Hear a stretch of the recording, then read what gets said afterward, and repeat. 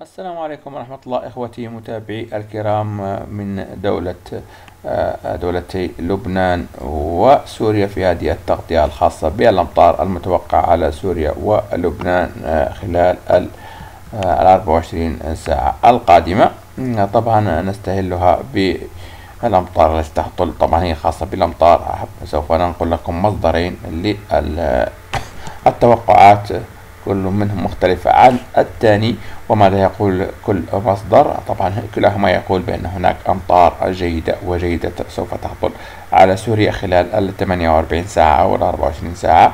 نستهل بهذا الموقع. ماذا يقول هذا الموقع؟ يقول في هذه الأثناء بعض الأمطار تهطل خفيفة، أو عشية اليوم سوف تهطل بعض الأمطار خفيفة بالقرب من اللاذقية.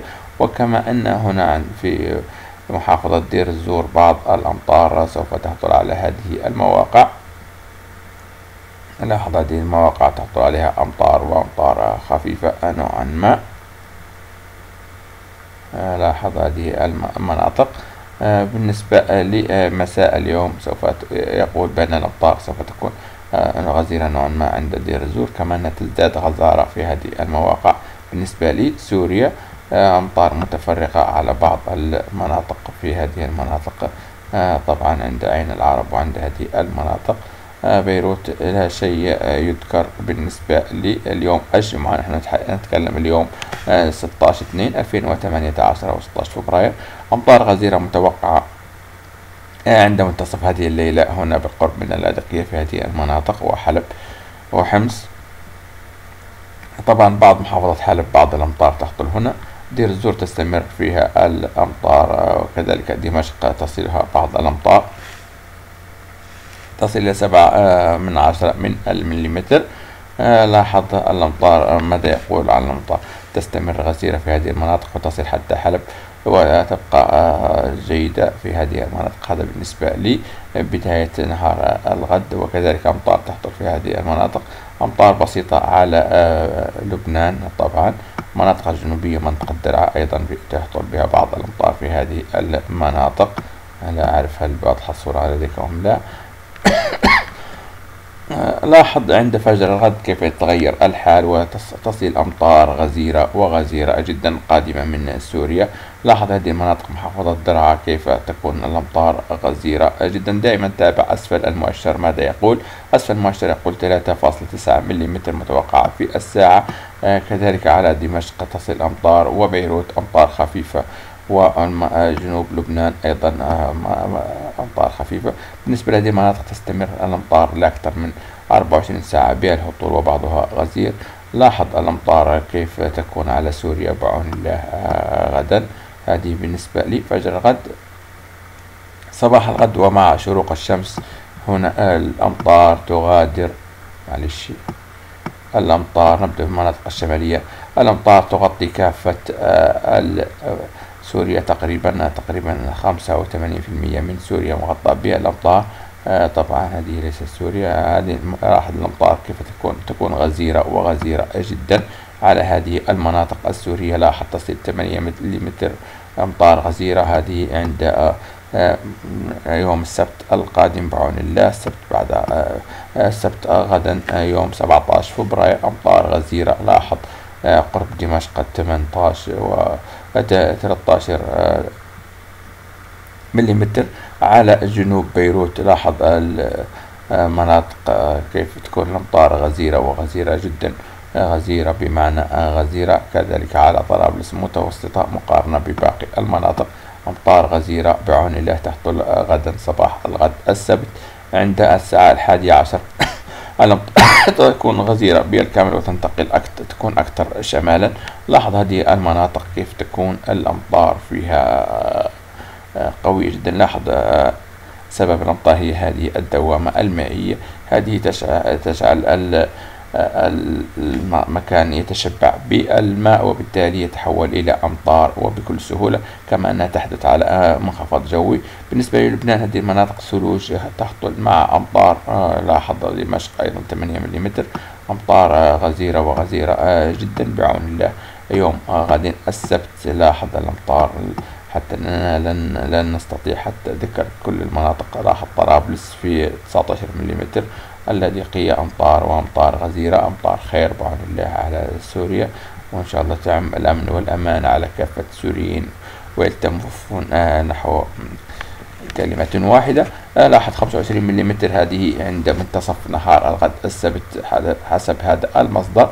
أمطار غير عادية غدا على تولوج، أيضا على طرابلس تقريبا 16 ملم، طرابلس لبنان، حمص وما حولها زي ما ذكرنا، اللاذقية، كل هذه المناطق. هذه الألوان تدل على أن الأمطار غزيرة، ولكن لا نهمل هذه الأمطار، فهي أمطار جيدة مقارنة بالفترة الماضية التي كانت خالية تماما من الأمطار. بعون الله هي اضطرابات جوية مفيدة جدا.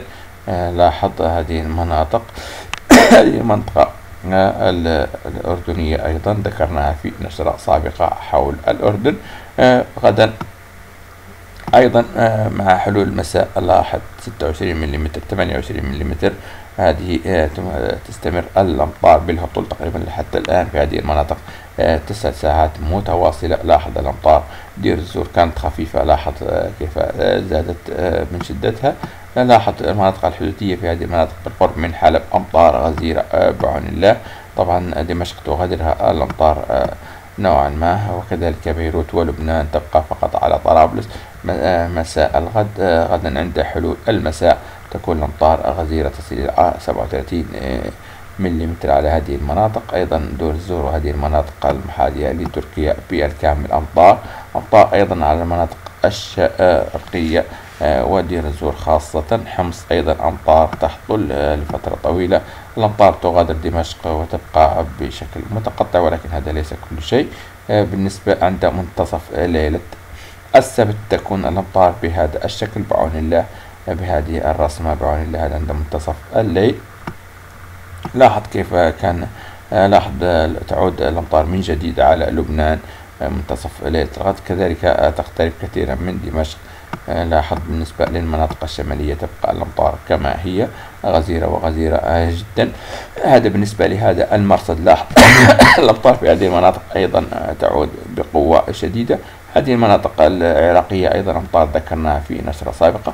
نحول إلى موقع ثاني، نتحول إلى موقع ثاني. ماذا يقول هذا الموقع؟ أسباني، وهو جديد بالنسبة لكم، لم ننقل إليه نشرات حول لبنان وسوريا تقريبا. يقول عند الساعة 17 تكون هناك أمطار جيدة على دير الزور تقريبا في هذه المناطق اليوم الجمعة. ويقول أيضا بأن الأمطار تزيد تتوغل في هذه المناطق وتنتشر بشكل بسيط.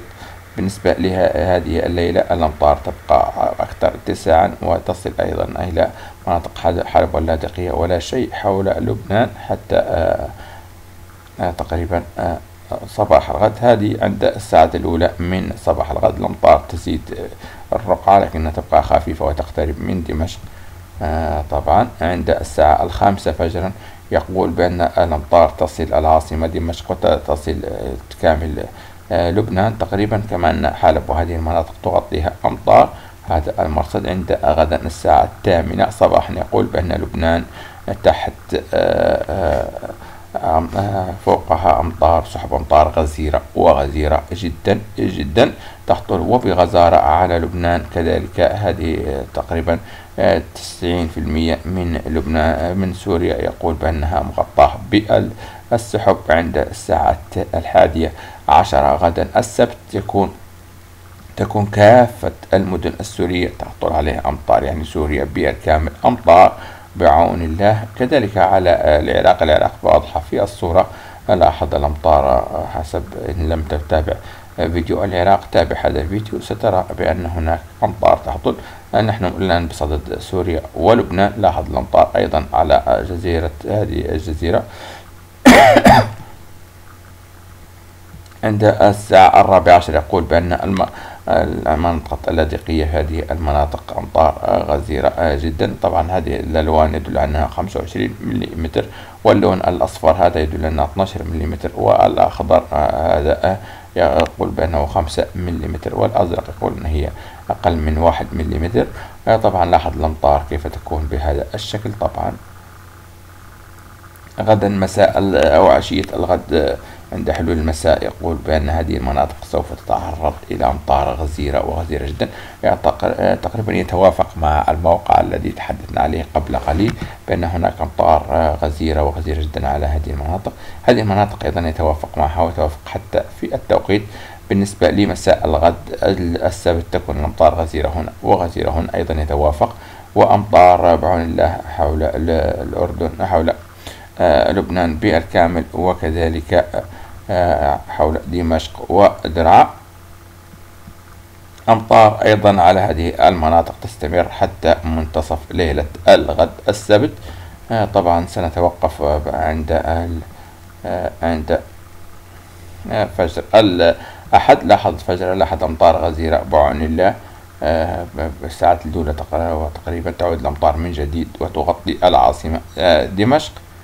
لاحظ الأمطار تزيد من رقعتها، ولاحظ هذه البقعة في العراق ماذا بها. هناك سيول لا محالة في هذه المناطق، والحذر واجب. أعتقد أن الفيديو طال عليكم كثيرا، لكن مشاركة الفيديو على صفحتكم على الفيسبوك وقناتكم على اليوتيوب وجميع مواقع التواصل الاجتماعي الخاصة بكم هو يعتبر شيء واجب عليكم، لأن هناك تحذير من خطر. هناك كوارث طبيعية، سيول، أمطار غزيرة قد تهطل هنا وهناك. وعلم الناس بهذه الأخبار شيء مهم ومهم جدا، وقد تنقذ حياة إنسان أو أرزاق ناس. دمتم طبعا بخير، زي ما ذكرنا مشاركة القناة هذا أيضا شيء مشرف لنا. دمتم بخير أخوتي، والسلام عليكم.